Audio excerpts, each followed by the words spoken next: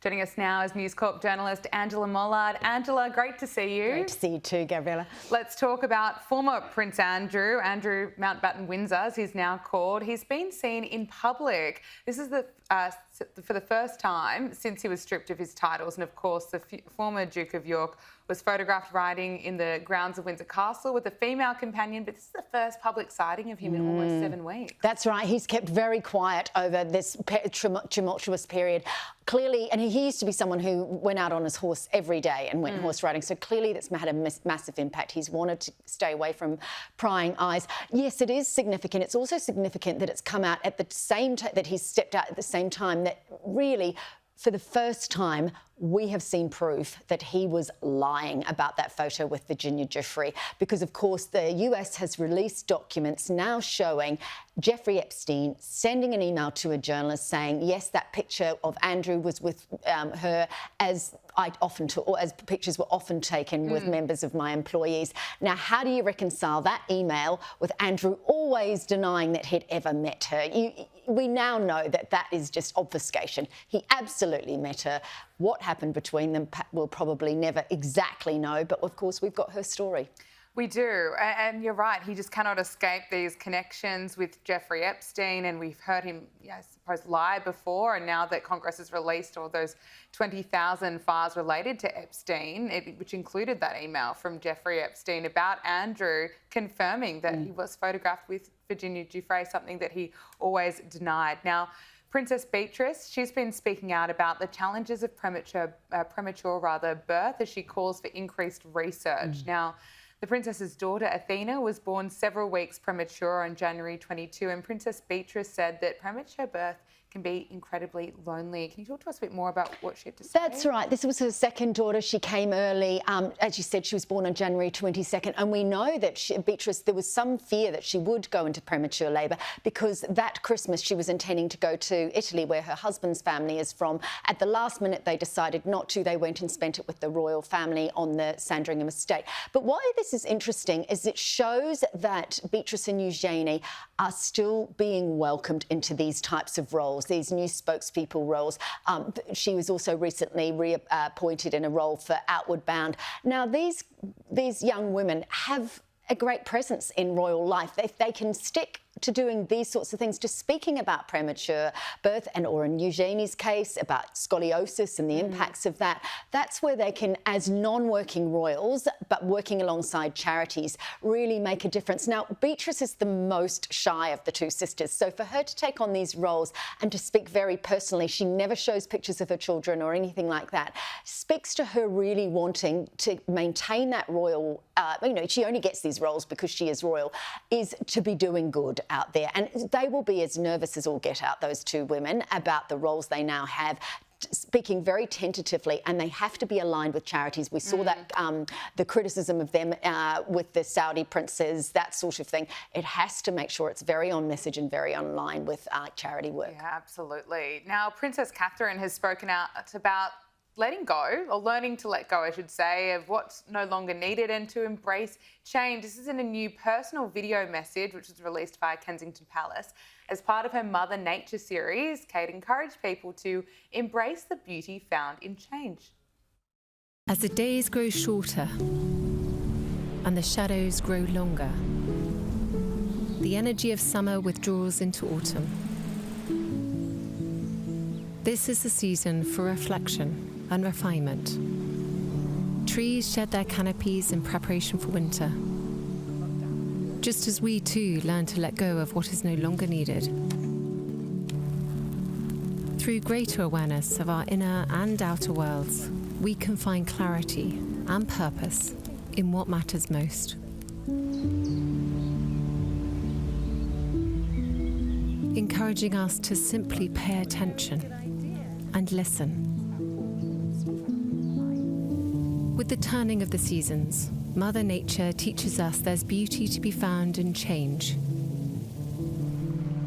impermanence, and in letting go. Now, it's interesting timing because, of course, Catherine and Prince William are in the midst of major changes themselves, having moved from Adelaide Cottage to their new forever home. I think Kate is really entering her wisdom era. This is the queen that we are going to see. She's in her 40s now. She's experienced a lot of life. You know, you cannot live within that family and not have to be very onto it in terms of how things are handled. You know, there is that role is a constant solution-based job, frankly. What I love about the lyricism in these videos is that they are so on brand with her. She has worked in early childhood. She has seen nature and it has become a massive salve for her. It's almost on the sort of meditation, mindfulness, you know, in that bracket. But I feel like she's really speaking to a new generation of women and men coming through, and she really wants the royal family to be relatable. Now, getting out into nature, children being in nature. Her son George, of course, is 12. William's talked about the fact he wants a mobile phone. They're putting the kibosh on that for the moment. They, of course, are moving house into this forever home because George next year will start high school, and that will be the moment. You know, what do you do with a 13-year-old son in a media environment? She is driving a message of really solid parenting through her early childhood education, but also being in nature, and that's stilling and calming her. And, you know, she speaks from tremendous experience now. I cannot wait to see what the next 40, 50 years are going to look like for the Princess of Wales. No, we're very lucky to have Princess Catherine indeed. Now, Harry and William, there's been a bit of speculation. Will they patch things up? Will they not? Of course, after years of tension between the royal brothers, a rare public remark from Prince William has sparked fresh signs that he might finally be open to a truce with Harry, but under strict conditions. Can you tell us a bit more about this? That's right. He gave an interview to a journalist in the environmental sphere, and he was talking about how things were going to be different going forward. And he said, you know, we don't want to go back to the way things worked when Harry and I were younger. Now, the fact he name-checked Harry in that interview is massive. We cannot underestimate that William, who has basically operated from a position of extreme loathing towards his brother since he released Spare, where, of course, there was the anecdote about them having this private scuffle and the dog bowl being broken, and all that sort of detail that William would have hated. To have mentioned Harry's name, and to not only mention his name, but to suggest that the way things were done in the past was hard for him. I don't know what he's referring to. It could be things like having to walk behind their mother's coffin when Harry was only 12. I wonder to what extent William, having a son the same age as Harry is now, it was 12 when he lost his mother, whether that has led William to a place of greater reconciliation. And we know that Kate and the King are pushing for William, who is the hard guy, to actually soften towards his brother. We know the King has met with Harry. I think there's every chance that this signals a softening in William. Wow, that's significant. Which will be huge. Absolutely. I mean, that's the photo we want, right isn't now, it? But yes, it would be a huge moment indeed. Now, there's a bit of talk that Prince Harry and Meghan Markle are planning a trip to Australia. These are the reports according to a comment they made in a leaked letter to a celebrity friend. Of course, that must be a Meghan Markle thing indeed. What can you tell us about this? That's right. They met with this astrologer in New York called Angela Mollard, apparently fans of each other. There's a photo up on the Instagram page of Angela Mollard, and she's also received a letter from them subsequent to that meeting in October, where they've said she's a Ukrainian woman but now lives in Australia, saying, you know, best wishes to your family in Ukraine, and you know, we hope to visit you in Australia soon. Huge news, of course, because they spent their time, you know, Meghan announced her pregnancy in Australia, and we would love them to come down here, wouldn't we? It would just be such an interesting occasion. But of course, remember when Meghan did come to Australia, that was the moment she went, what, this is royal work? You know, lots of biographies and things have looked at the fact that she questioned whether she should have been paid for the work that she was doing. She also saw a lot of it is pointless, according to Tina Brown, the biographer. So I think, I mean, while we'd love to see them down here, it'd be great for stories and for our sort of work. Yeah. And, you know, maybe they want to bring the kids and introduce them to some koalas and things like that. They're still very, you know, Harry particularly is very, very fond of Australia, having spent time here. So it's very possible. Okay, we'll watch this space indeed. Now, finally, let's just talk about Disney. Away from the royal news to some entertainment news.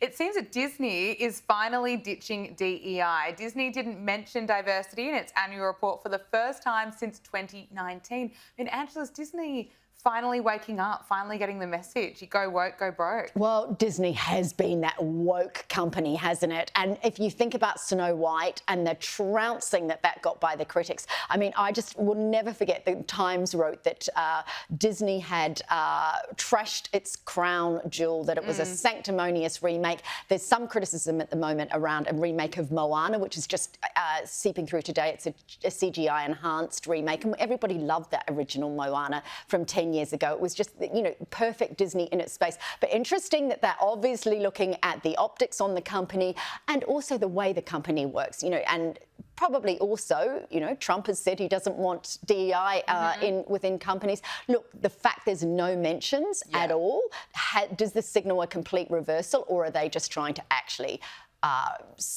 you know, subtly get a better public image because they need to do something. It is, you know, this is a major brand that people think, you know, has lost the plot. Yeah, absolutely. It's interesting. Plenty of other companies are rolling back DEI policies, you know, after it's been proven that it doesn't really work. But Disney in particular has just been so woke, especially with that Snow White remake. My goodness. Angela Mollard, thank you so much for joining us. Thank you.